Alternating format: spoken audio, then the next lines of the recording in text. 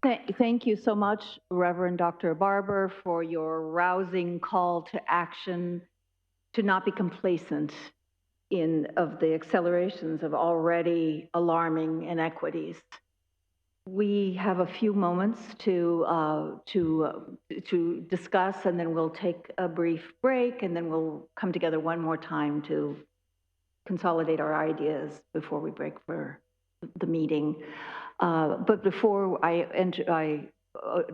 ask all of you to join in, I'm going to ask Pearl from Zoom to join in because she sent along a note that she wanted to join our discussion. So Pearl, would you please ask your question?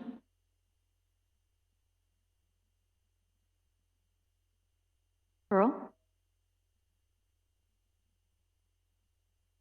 Sorry, I was muted.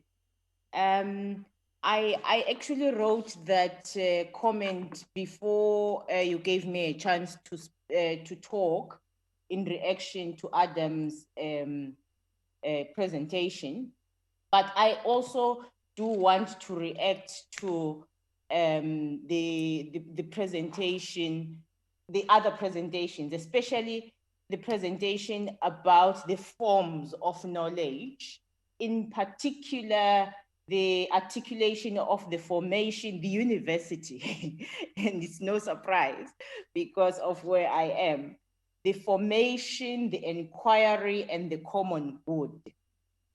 And my comment there is really that I think that we are at a phase where we had structured this exactly in that format, in the application, the finding out of definite knowledge and then the application of the knowledge. And I'm not suggesting that this is the way that that particular way is wrong. But what I am saying is that in the age of COVID, in fact, before COVID, but particularly in the age of COVID, that formation, that imagination of the finding out and the application part has landed us into a situation where we are failing to design for intervention for things as they happen. And the reason why I raise this is that I really would like to pursue this concept of convergent science. I think I'm not really I haven't seen this concept, but I really appreciate the sources of this of that particular concept, because I think it will take us somewhere in doing a new form of social science. And my worry over the years has been that we haven't done anything beyond the discipline or the disciplines as they emerged before. Why have we not created new disciplines? Why are we still talking about psychology in the same way in an age where psychology should have been complicated by cultural and religious and cosmological forms, and worried about the boundaries of where it comments with regards to that, but be a different kind of psychology. And I'm just making an example about psychology. I do have another comment or two, but perhaps let me give other people a chance. Thank you very much, Pearl. I'll open it up to other folks. Thank you. For Melissa, you are certainly aware that the fact that in the anti-prostitution policies today, there are two main approaches. One is the so-called demand side approach, and the other is the supply side. Now, the demand side says authorities should punish the clients of prostitutes instead of prostitutes. In the Northern European countries, Sweden and Norway, they followed, as you know, the demand side, and the results are very, very important. Since in this academy, not last year, but 3 years ago, there was a big concern about that. What is the message to be sent to our governments, various countries, because the demand side is still in minority. because people believe that the supply, in other words, we have to punish the victim instead of the clients. What's your opinion on the matter? Question. Oh, that's They're not mutually exclusive. The model that I think we need to use is a model that does two things, but starts with, as I spoke about in my speech, starts with the provision of basic necessities of life, including cash, if that's the way governments want to do it, food, shelter. So you have to know about prostitution that it's not a choice. Even though we don't see a gun to the head, there's coercion because of poverty and racism and sexism. The sexism says that's all good girls are good for.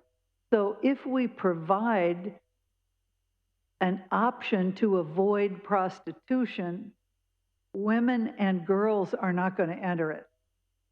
The need for money is what coerces much prostitution in the world. So if we provide an alternative to prostitution for survival, and if we then arrest men who seek to trick, manipulate, coerce women and girls and children into prostitution, that's a pretty good combination approach. Does that answer it? Or, okay. May I say a word onto Melissa's point? Because I think she just hit on something, and I know I'm across the water, so this is going to be my only comment because I don't want to. But when she just mentioned it's coerced, that is so important to hear that.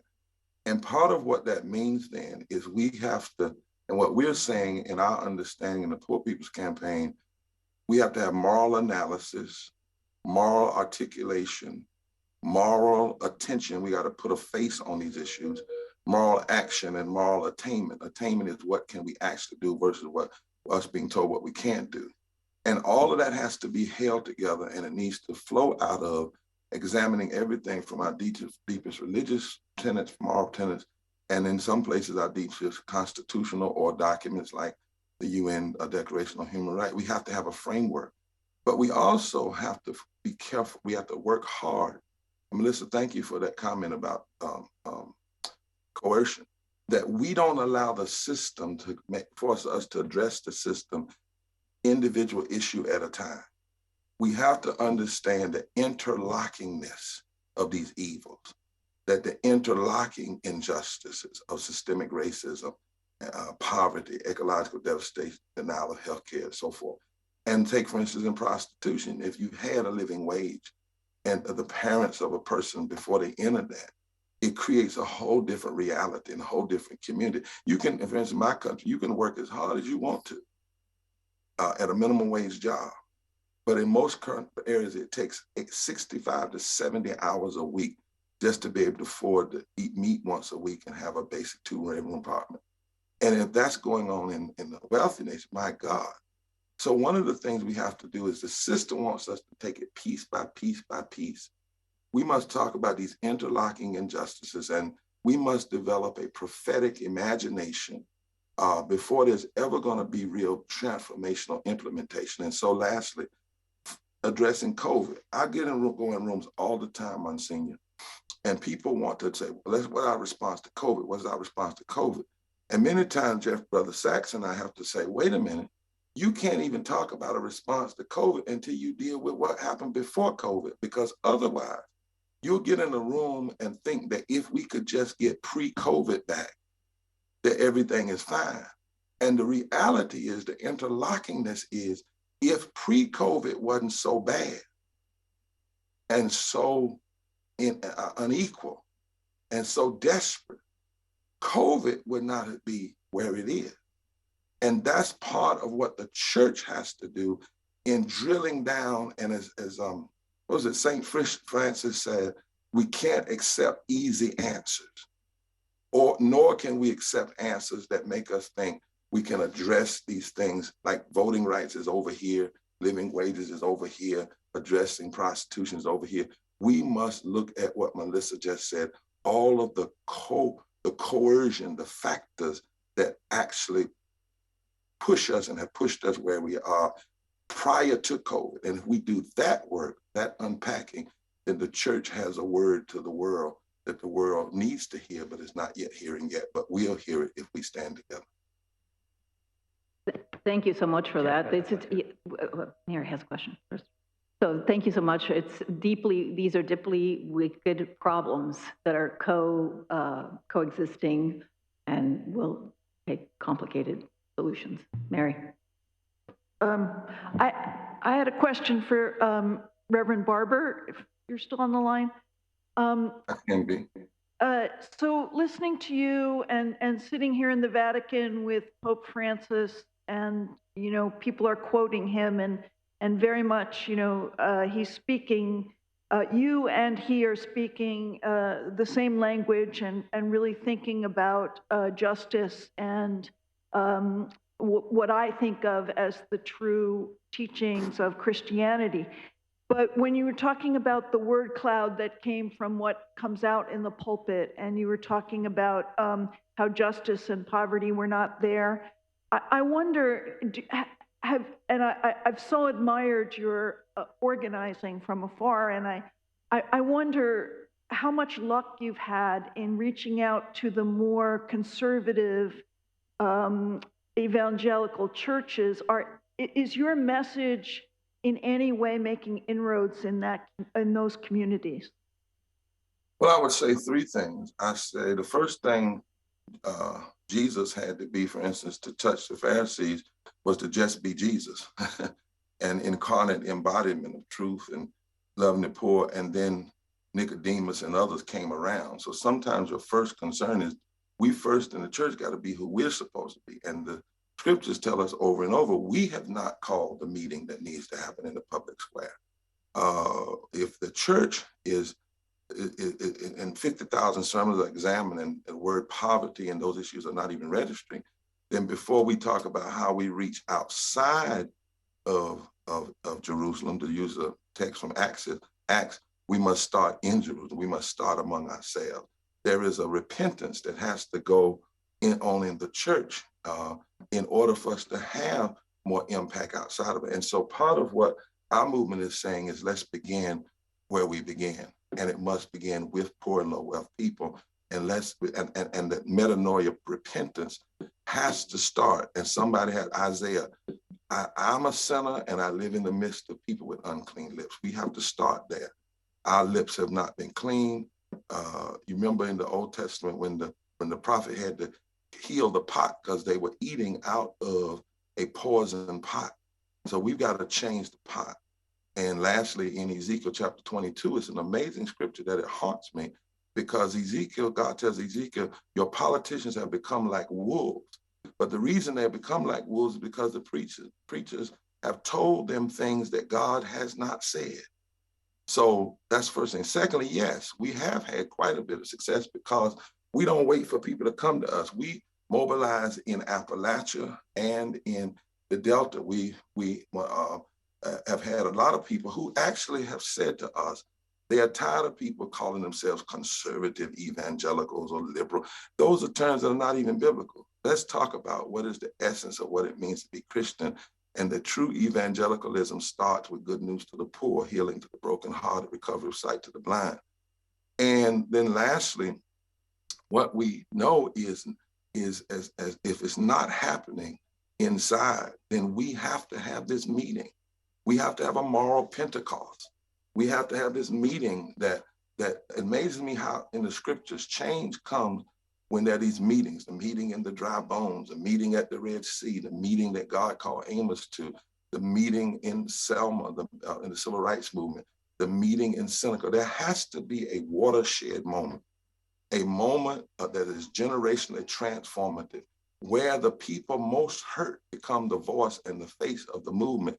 And that presence in itself will force a reckoning, a dealing with the issues.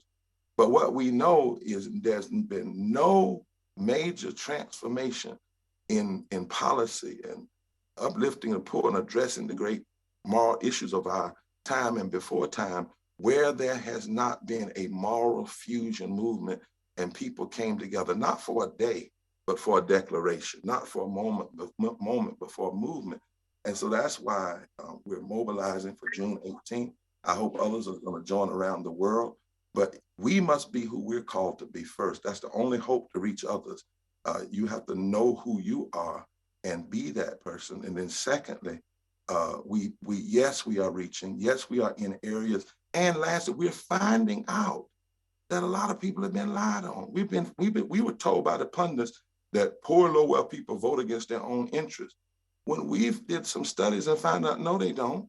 Most of them don't vote. Why? Because they never hear politicians or the church talking about their issues.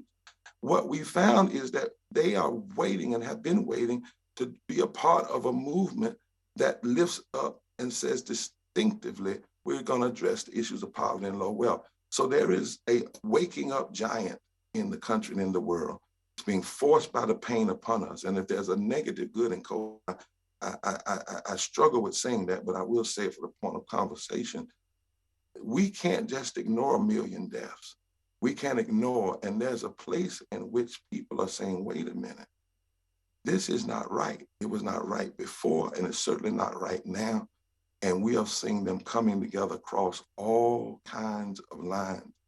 One of my closest friends in the movement was trained in white evangelicalism. He's a leader now organizing a group called Red Letter Christians in America. And they are mobilizing with the Poor People's Campaign. And I could go on and on, I won't take the time. But I do know the more and more and more we be who we're supposed to be, there is a power in incarnate reality, in putting a face on it. If it wasn't, God would have never sent Jesus in flesh.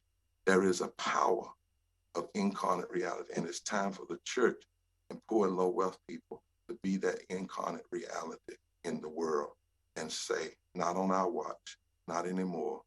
We can't accept this. This is a better way. We must have a moral reset. Thank you very much. Jeff, and then we'll finish with Ashish. It's wonderful to have Reverend Barber with us, and wonderful to have President DeGioia also with us, two giants who are doing so much. And I was just reflecting on the fact of how similar the language was that they used about the interconnectedness of these very hard problems. And it's the same language that many of us used. And I wanted to mention just a couple of points from the academic side, which President DeGioia mentioned.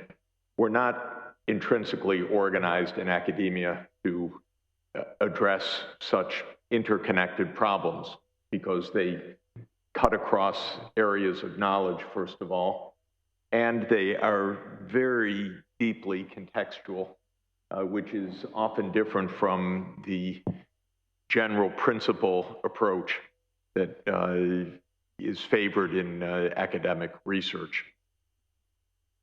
It strikes me that there are three appropriate responses to that in practical terms. One clearly is that successful approaches to problems such as poverty, problems such as pandemics, problems such as climate change, inherently are across traditional disciplines. I think this is obvious. And new disciplines are taking shape, and many new organizational structures in universities are already in place or are taking shape. We've been in dialogue with hundreds of university presidents in recent months in the Sustainable Development Solutions Network, and I've been extremely gratified by the amount of experimentation underway in universities around the world, because universities were not equipped for these problems, but are getting themselves equipped. So that's a first point.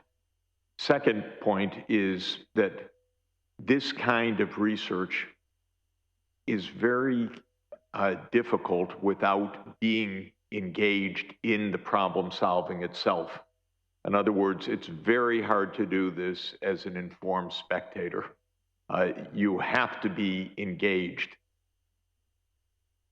because it's too complex to observe from the outside. When you're in the middle of a struggle, you know where obstacles come. You're hit by the beam in the head here, and you're hit from here, and you're tackled there, and it's impossible to know these things from a traditional intellectual approach. It's impossible to understand them. At least I'll say it was impossible for me completely to understand the issues I was working on until I got involved in actual problem solving.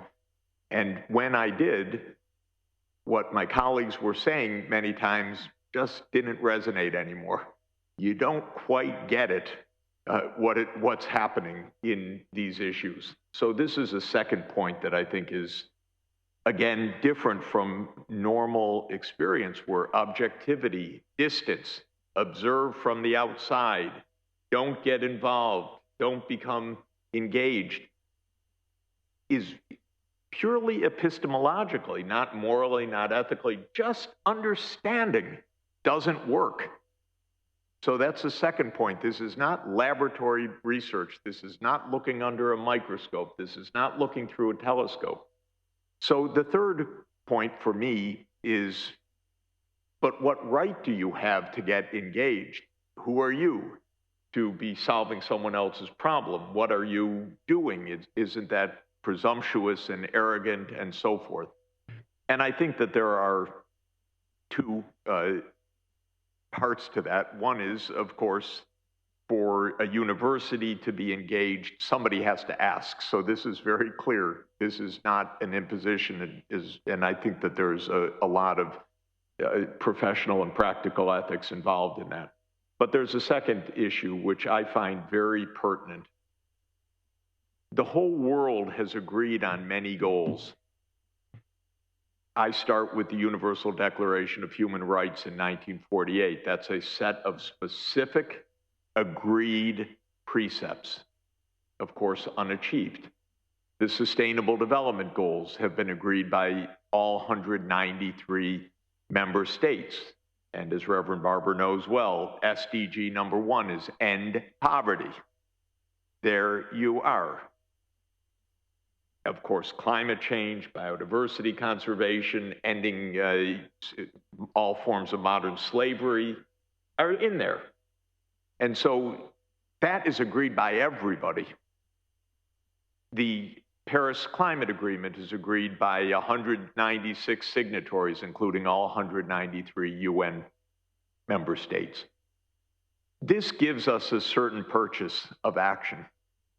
A certain standing, I believe, as universities and as engaged intellectuals as well. These are globally agreed problems. We're not even setting the goals. The goals are there. What I know absolutely for a fact is, however one looks at the so-called political will or the balance of political forces and so forth, governments have no idea how to solve these problems.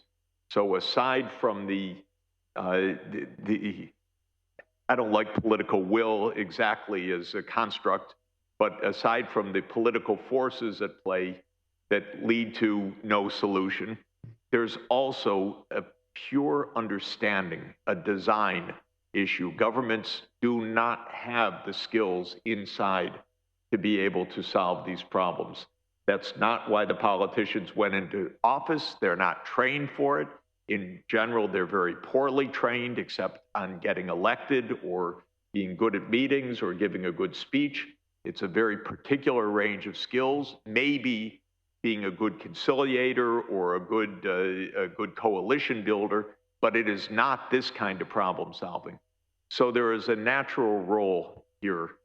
And I just want to thank Jack for bringing it up, and we're working on the Poor People's Campaign in the Sustainable Development Solutions Network actively in following Reverend Barber and at his requests for data and analytics.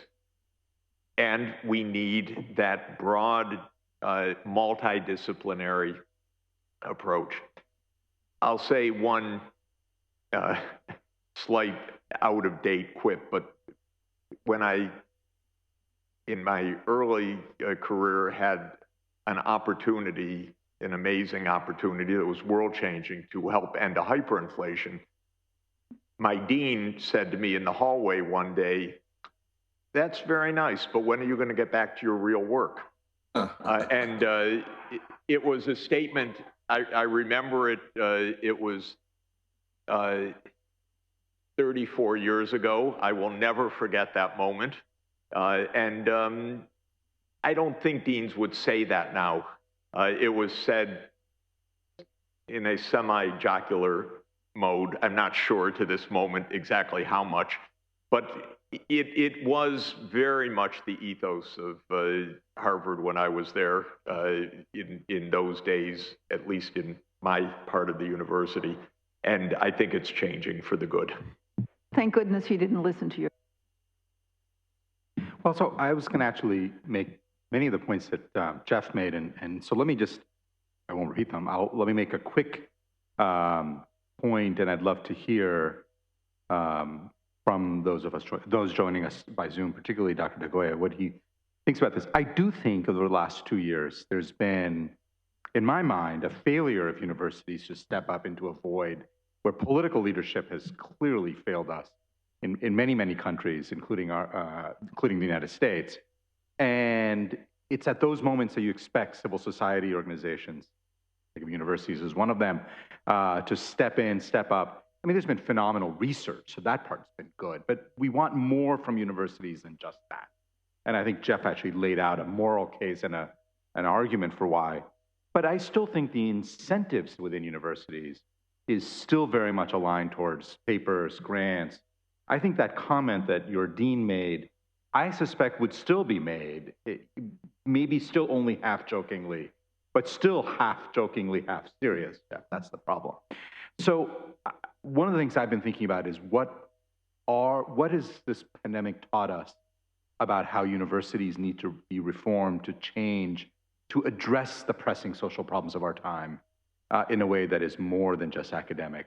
I suspect that's the number 3 common good that Jack was mentioning, but I'd love to just hear his thoughts on how do we get universities to have more courage, to have more clarity, that this is part of their job. Their job is not just to get research grants, write papers, train students, but actually to be deeply engaged in the world. I'd be happy just to provide a quick response. I know there are others who are in line for questions, but thank you very much for the question. If I could also express my appreciation to you, not just for the question, but for all of the insight that you've provided all of us over the course of these last 2 years. When I think about who do we turn to, I have a son at your school, and I would just say, who do we turn to? We turn to folks like you in this moment. So I was asked to speak about inquiry. And maybe I can also just say a word about Pearl's earlier question. When I refer to the 3 elements of the university, I think that describes universities over time. Historically, if you sort of step back and you ask, what is it we ask of our universities? We ask for them to engage in the work of formation of our young people, that we provide the home for the scholarship and research of our faculty, and we contribute to the common good of the communities in which we participate. I focused my remarks on that second one. If I had focused on the first, I might have shared some thoughts about how formation in a university differs from perhaps in other contexts, whether it be the military or in entrepreneurial sectors or in religious orders, with athletic programs, in professional teams.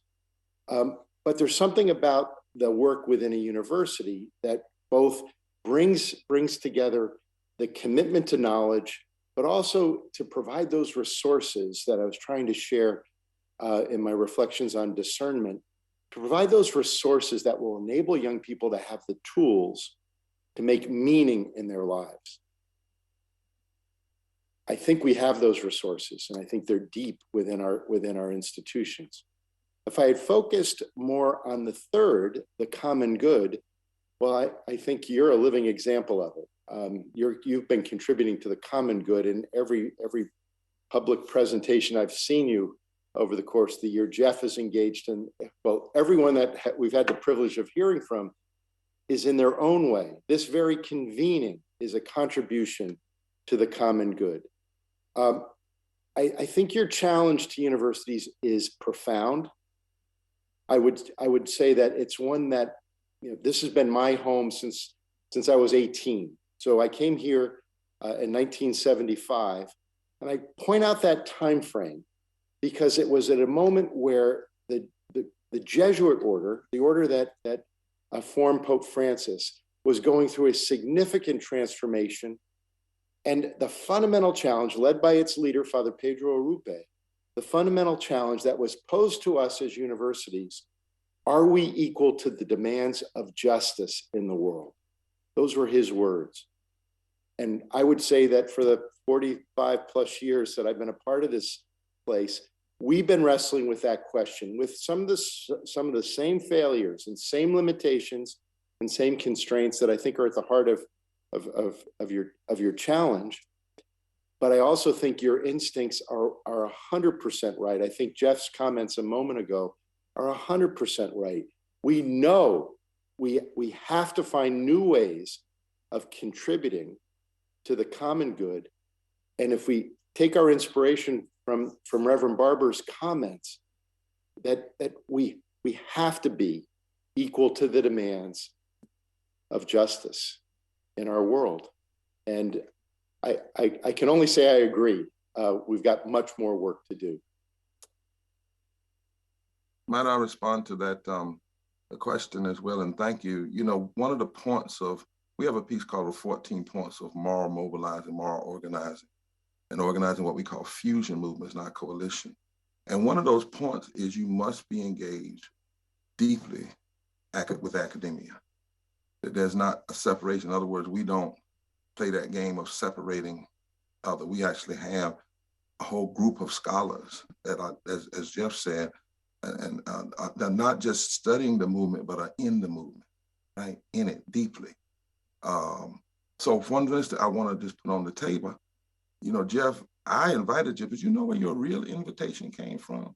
It came from Pam Morrison and those white poor women up in Appalachia, many of them whom people have written off in West Virginia. It came from Mr. Pringle, who's a Kansas farmer, who's watching farmers commit suicide and then try to make it look like murder so that at least their families can get their insurance money so they can survive. It came from Janita down in Texas, a Black mother and woman. They were the ones that said, Reverend Barber, go get us some economists. Go get us some people that can footnote our anger. Go get us some people that have thought about this deeply and that can examine every policy we're pushing so that when folk come against it and say it can't be done, we can say, Here's a whole group of economists that are actually saying that what we're talking about is not only the moral thing to do, but it's the economically sound thing to do. And so I wanted just to say that there is a clamoring among the movement.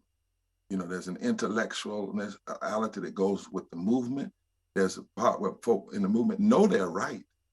And they wish, I never will forget the day that Jeffrey Sachs came to West Virginia and stood beside Pam Garrison, a miner's daughter, a poor low-wage miner's daughter. And when he finished, she was in tears. She said, and now we have the facts on top of it. I mean, there was a sense in which that the movement has to be drawn together. It's not like you have inspiration over here and information over here, because true inspiration will have information, and true information must inspire. It's not just benign. And then the last thing is that this is not without model.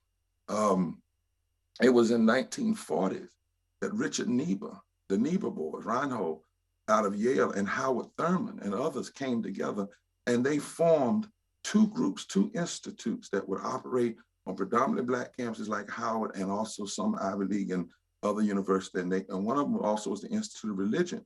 And in the 1940s, they developed a discipline, and it was to look at Jesus's militant love as an ethic for bringing down Jim Crow. And they said, if we do this right, we will produce the future religious leaders and students that will tear down Jim Crow. Guess who was in one of those classes? Martin Luther King, Jane Former, Pauli Murray. I could go down the line. These scholars actually were intentional about forming an institute that would deal with the greatest issue facing the nation in terms of racism and Jim Crow. We're working on something similar to that, but my point is, prophets have to have schools of prophets. History tells us the prophets in ancient Israel were among the greatest intellects in the world. And so it is not really an either or. I appreciate, President, what you just said is so important, that we must ask, institution must ask, do we even care about the students in our schools? What is our responsibility to the future? But also hear the cry of the movement. We don't need everybody. The movement doesn't need everybody, but it does need this group of committed academicians that are touched by the movement. And the movement is saying, here's the last part. How do we get universities to shift? How do we get politics to shift? The movement understands you must create the kind of creative tension that makes it unavoidable. In other words, we have to make it so by putting the right face on it, and not just a day in Washington, but a whole movement, and building power that makes addressing these interlocking injustices unavoidable in this moment. And that's the gift that the movement is bringing. And then we know that the gift of an additional gift of academia is to footnote that movement, to say when people say, oh, this won't work. No. This is exactly the thing we have to do, because in the movement, we like to say, the worst thing you can be is loud and wrong. We don't want to be loud and wrong. We do want to be loud, but we want to be right. And we want to be able to say emphatically and with all of the structure and intentionality of academia and all of the power of the spirit and the bodies of the people, that if we continue down this way, what we say in America is, this is constitutionally inconsistent, it's morally indefensible, it's politically insensitive, but it is also economically insane. That the society cannot stand the tension of nearly 50% of your people living in poverty and low wealth in the richest nation in the world. The tension, even the Constitution says you can't establish justice, you can't ensure domestic tranquility if you don't establish justice. And if you think January 6th and the insurrection just in our country was something, imagine if 140 million people lose hope. I mean, most of those folk were high wealth people above. What if 140 million people lose hope where they don't have to? And they're not going to lose hope because they're building a movement.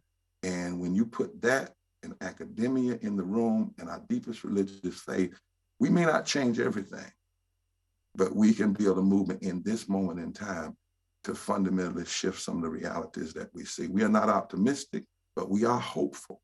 And that's different, because hope knows we're going to have to change. We can't keep doing the same thing we're doing, but the change is upon us. And Brother Jack, thank you for, I should say, Mr. President, for what you said. But I want Jeffrey to know, I invited him, but I want him to know deeply it was the movement. Go get us some economists, because we know we're right. And so the movement is crying for you all in academia, and to play the specific role that you play in a way that can empower what the movement is doing. Roland, may I also respond to this line? Yeah, go ahead, Adam. Yes, I'll be very quick. Sure. I think Jeffrey Sachs laid out the challenge brilliantly, and Ashish Jha identified the barrier to meeting this challenge, because the incentive structure in universities is not to support this kind of work. But we are pursuing it. The future of higher education is social impact research. We have an institutional challenge grant, which is challenging universities to build partnerships, to build the capacity of organizations to use evidence, as Reverend Barber described, and to reshape the incentive structure within universities to incentivize partnership-oriented, engaged scholarship. And universities are responding. Just recently, the University of California system, prompted by two of our grantees, Emily Ozer at UC Berkeley and Rebecca London at UC Santa Cruz, have written in engaged scholarship into their tenure and promotion guidelines. Cornell University, another of our grantees, has created a division of, with a vice provost of outreach and engagement, provided grants for faculty member to pursue engaged scholarship. It is a culture change, and it can be seeded from the top, but ultimately you have to convince not just provosts and deans, but department chairs and faculty members that our valuing of scholarship that informs research is an arbitrary criteria, that we can also value scholarship that solves problems for real people on the ground. To do so through partnerships, as Jeffrey mentioned, to do so on an interdisciplinary basis, and to do so in a way that we build in reward structures, both incentive structures and reward structures into universities, is feasible, it's doable. And that's what we're working on at the William T. Grant. Thank you so very much, Adam. You're absolutely right. And you've been on the forefront of touting the importance of this work. Perhaps one of the few silver linings in a crisis like we've just faced is a reminder of why this is not just a lofty ideal, but essential.